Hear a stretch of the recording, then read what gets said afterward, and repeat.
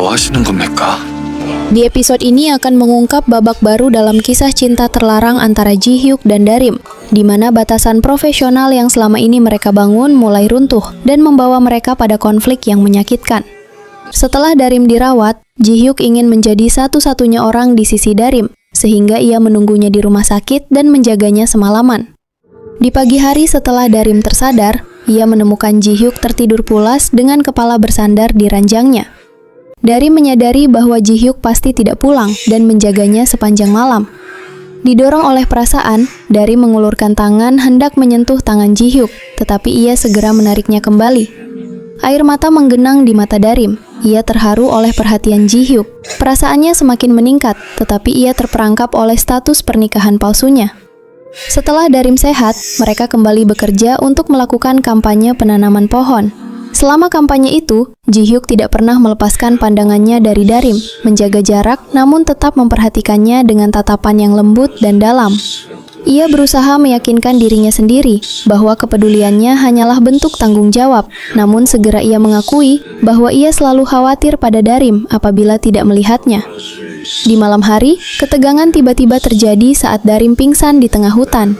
Ji-hyuk dan Son-woo sadar ada sesuatu yang terjadi pada Darim. Di tengah hujan deras, mereka berdua dengan panik memasuki hutan sambil berteriak mencari Darim. Ji-hyuk menjadi orang pertama yang menemukan Darim tergeletak tak sadarkan diri. Ia segera membopong Darim dan membawanya istirahat di tempat yang aman. Setelah Darim sadar kembali, mereka duduk bersama. Dalam keheningan malam, Ji-hyuk akhirnya mengakui perasaannya yang melanggar batas. Ia mengakui bahwa ia bukanlah orang yang baik, dan ia telah goyah oleh kehadiran Darim. Ji-hyuk kemudian mendekat seakan-akan ingin mencium Darim.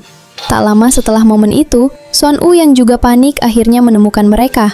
Ia bergegas meraih tangan Darim, tetapi Ji-hyuk dengan kesal langsung menarik tangan mereka terpisah.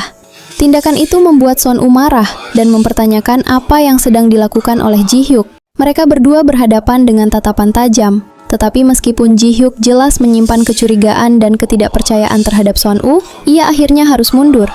Ji-hyuk melepaskan tangan Darim dan membiarkan Son-woo membawanya, karena ia harus mengakui status Son-woo sebagai suami Darim. Setelah kejadian itu, Son-woo menceritakan kecurigaannya pada Darim. Ia merasa Ji-hyuk dan Darim memiliki hubungan yang lebih dari sekedar ketua tim dan anggota tim. Keesokan harinya di kantor, Darim tidak menemukan kehadiran Ji-hyuk. Sepertinya Ji-hyuk jatuh sakit setelah kejadian di hutan. Darim berusaha mengambil inisiatif meminta alamat Ji-hyuk, berniat untuk menjenguknya. Namun Ji-hyuk menyambutnya dengan tatapan dan sikap yang dingin. Ia bertanya kepada Darim apakah suaminya tahu kunjungannya ini.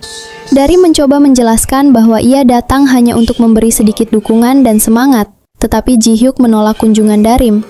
Ia memperingatkan Darim bahwa kunjungan mereka ini akan dituduh orang sebagai perselingkuhan.